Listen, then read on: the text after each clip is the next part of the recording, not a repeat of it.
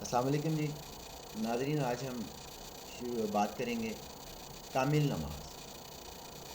Different chapter ہیں، ہم کوشش کریں گے اپنی ہر ویڈیو میں ایک چیپٹر کو پڑھیں، کچھ اس میں سے سمجھیں، کچھ سمجھائیں، تاکہ اللہ تعالیٰ ہماری اصلاح کرے اور اللہ کے احکامات کو سمجھنے ماننے کی توفیق عطا کرے۔ آج کا چیپٹر شروع کرتے ہیں ہم، بسم اللہ الرحمن الرحیم۔ فلسفہ نماز۔ نماز کا فلسفہ کیا ہے؟ عبادت۔ اللہ تعالیٰ قرآن میں فرماتے ہیں وَمَا خَلَقْتُ الْجِنَّ وَالْإِنسَ إِلَّا لِيَعْبُدُونَ، میں نے جنوں اور انسانوں کو صرف عبادت کے لیے پیدا کیا۔ اب عبادت کیا ہے؟ ہر دین کی روح اور ہر مذہب کی جان ہے۔ تمام مذاہب میں مشترک عبادات اور صرف عبادت کا حکم ہے۔ سیدنا آدم علیہ السلام سے لے کر حضور اکرم صلی اللہ علیہ وآلہ وسلم تک جو نبی اور رسول آئے، انہوں نے عبادت کو ضروری قرار دیا۔ یہ دوسری بات ہے کہ ہر شریعت میں اس کے نام اور طریقے مختلف رہے۔ اگر دیکھا جائے تو جتنے بھی نبی اللہ پاک کی طرف سے آئے، ان سب نے اپنی مخلوق کو صرف یہی تعلیم دی۔ حضرت نوح ہے، حضرت عیسیٰ ہے، حضرت موسیٰ ہے، نبی اکرم صلی اللہ علیہ وآلہ وسلم ہے، سب نے تعلیم کیا دی کہ اللہ صرف ایک ہے، صرف اور صرف اسی کی عبادت کرنا ہم پر واجب ہے اور ہمیں اسی کی عبادت کرنی چاہیے۔ اب عبادت کے معنی کیا ہیں؟ یہ بھی پڑھتے ہیں۔ اطاعت اور فرما برداری کے ہیں۔ عبادت کے معنی اطاعت اور فرما برداری کے ہیں، یعنی اپنے خالق اور مالک اللہ رب العزت کے احکامات کو ماننا اور ان کے مطابق زندگی بسر کرنا بندگی کا ایک حصہ ہے، بلکہ یوں کہنا چاہیے کہ اپنے بندہ ہونے کا اقرار اور عملی مظاہرہ۔ اس کے بغیر عبادت ممکن نہیں ہو سکتی۔ عبادت کا سب سے پہلا اصول اور جز کہ ہمیں اپنے آپ کو بندگی میں ڈالنا، ایکسیپٹ کرنا کہ ہم اللہ تعالیٰ کے بندے ہیں۔ ہماری عبادت نماز کا سب سے پہلا جز کہ دل سے ایکسیپٹ کرنا کہ میں اللہ کا بندہ ہوں۔ معذرت کے ساتھ اگر کسی کو برا لگے، 99.9% ہم لوگ یہ جانتے ہیں کہ میں بس عبادت کر رہا ہوں اور میں بڑا کوئی متقی پرہیزگار ہو گیا۔ یہ جانتے بغیر کہ میں عبادت کیوں کر رہا ہوں، کس کے آگے سربسجود ہوں، کیوں ہوں۔ آگے بڑھتے ہیں۔ اکثر لوگوں کو عبادت کا مفہوم سمجھنے میں غلطی لگی ہے۔ یہی بات میں بھی کر رہا تھا نا کہ ہمیں عبادت کا مفہوم سمجھنے میں ہی غلطی لگی۔ جنہوں نے یہ سمجھ لیا کہ بس مقررہ اوقات میں ایک خاص طریقے اور مخصوص ہیئت میں جھک جانا، ماتھا ٹیک لینا، ہاتھ مان کر کھڑے ہونا اور خاص دعائیں پڑھ لینا ہی عبادت ہے۔ نہیں جناب، ایسا بالکل نہیں ہے۔ عبادت کا مطلب ہے دن رات اللہ تعالیٰ کے حکموں کی اطاعت کرنا، اپنے ہر عمل میں اس کی رضا کو پیش نظر رکھنا اور اس کے کسی حکم کی خلاف ورزی نہ کرنا، اس کے سوا کسی کے آگے سر نہ جھکانا، نہ کسی سے ڈرنا، نہ کسی سے امید رکھنا۔ لا تعبدوا الا ایاہ، اس کا مطلب ہے اس کے سوا کسی کی عبادت و اطاعت نہ کرو۔ سورہ یوسف کی آیت پر وہ بندہ کیسے عابد کہلائے گا؟ وہ بندہ کیسے عابد کہلائے گا جو نام تو اس کا جپتا رہے لیکن کام دوسروں کے کرے؟ کیسے عابد ہوگے بھائی جان؟ سنو، جو نام تو اس کا لیتا رہے لیکن کام دوسروں کے کرے، صبح سے شام تک اللہ جل شانہ کے احکامات کی خلاف عمل کرے اور بندگی کے چند مراسم ادا کر کے یہ خیال کر لے کہ اپنے معبود کی عبادت کا حق ادا کر دیا ہے۔ حق یہ ہے جب تک بندہ کا مرنا، جینا، اٹھنا، بیٹھنا، کھانا، پینا، دوستی، دشمنی، غرض زندگی کے تمام کام اللہ پاک کے لیے نہ ہوں، اس کے قانون کے مطابق نہ ہوں، اس وقت تک بندگی کا حق ادا نہیں ہوتا ہے۔ سمجھیں جناب، کہ جب تک ہمارا جینا مرنا اٹھنا بیٹھنا صرف رضائے الہی کے لیے نہیں ہوگا، صرف اللہ کی مرضی کے لیے نہیں ہوگا، تب تک کوئی فائدہ ہی نہیں ہے بھائی جان۔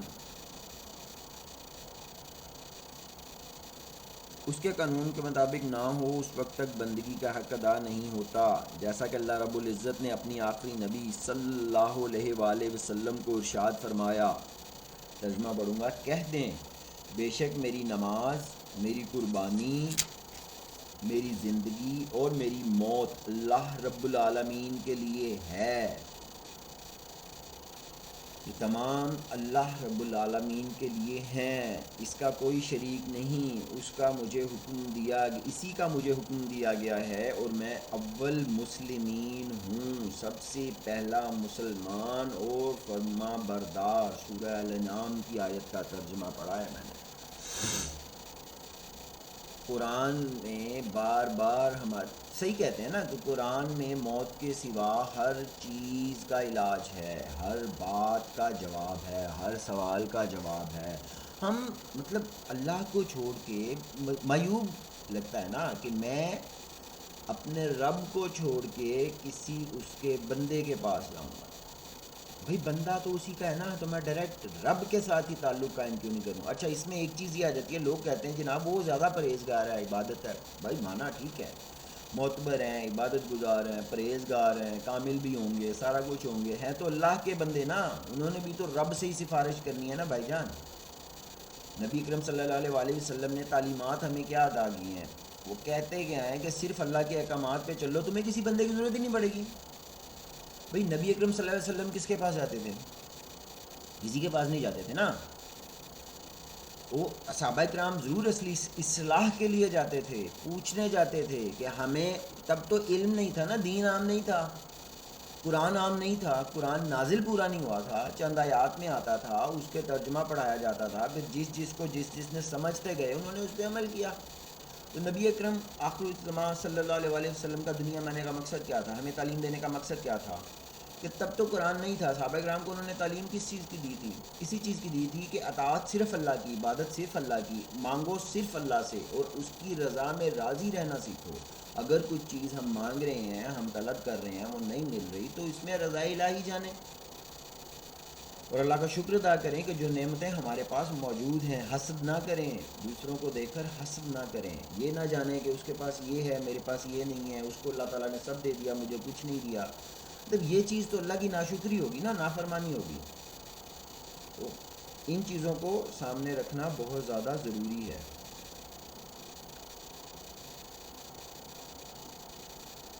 اچھا جی آگے بڑھتے ہیں۔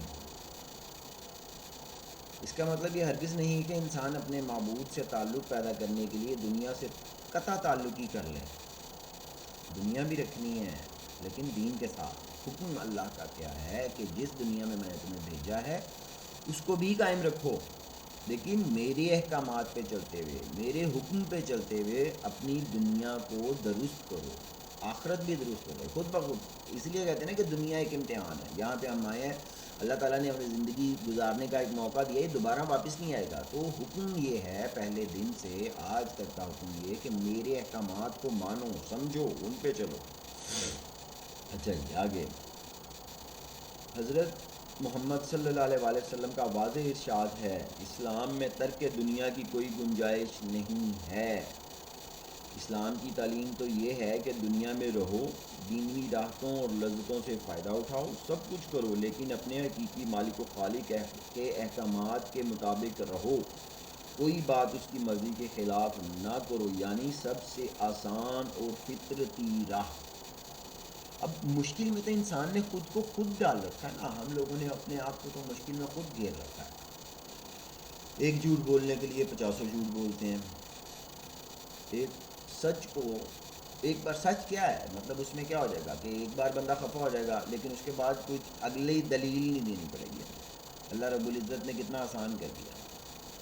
آگے جو اللہ تعالیٰ اپنے بندوں کی ضرورتوں سے ان سے زیادہ جانتا ہے، اللہ تعالیٰ اپنے بندوں کی ضرورتوں سے ان سے زیادہ باخبر ہے۔ اتی مانتے نہیں، ہم ان چیزوں کو سمجھتے نہیں۔ وہ سب سے زیادہ ان پر مہربان ہے، اس میں کوئی شک نہیں۔ رب کریم سے بڑا ہم پہ مہربان ہی کوئی نہیں ہے۔ سارا دن اس کی نافرمانیاں کرتے ہیں اور اس کے حکم عدولیاں کرتے ہیں، لیکن پھر بھی وہ رات کو کھانا کھلا کے سلاتا ہے اور بستر سے صبح جگا بھی دیتا ہے، مطلب اگلے دن کی زندگی بھی عطا کر دیتا ہے۔ اگر بندے اپنے فکر و عمل کو اپنے خالق کی مرضی کے مطابق ڈھال لیں تو وہ حق بندگی ادا کرنے والے ہوں گے اور دنیا و آخرت میں دونوں جگہ کامیاب و کامران ہوں گے، اس میں کوئی شک نہیں۔ یہ ایمان تو ہم سب کا ہے کہ ہم اگر واقعی اللہ تعالیٰ کے احکامات پر چلتے ہیں تو پھر تو ہماری دین بھی کہیں نہیں گیا اور دنیا بھی کہیں نہیں گئی، اور آخرت میں تو پھر موجے ہی موجے، مزے ہی مزے۔ عبادت کا حق یہ ہے کہ ہم ہر کام میں اپنے معبود کی رضا اور ناراضگی کو پیش نظر رکھیں اور نماز سے کبھی غافل نہ ہوں کہ یہ اسلام کے ارکان میں سب سے پہلا رکن ہے، اس کی ادائیگی کے بغیر کوئی نیکی قبول نہیں ہے۔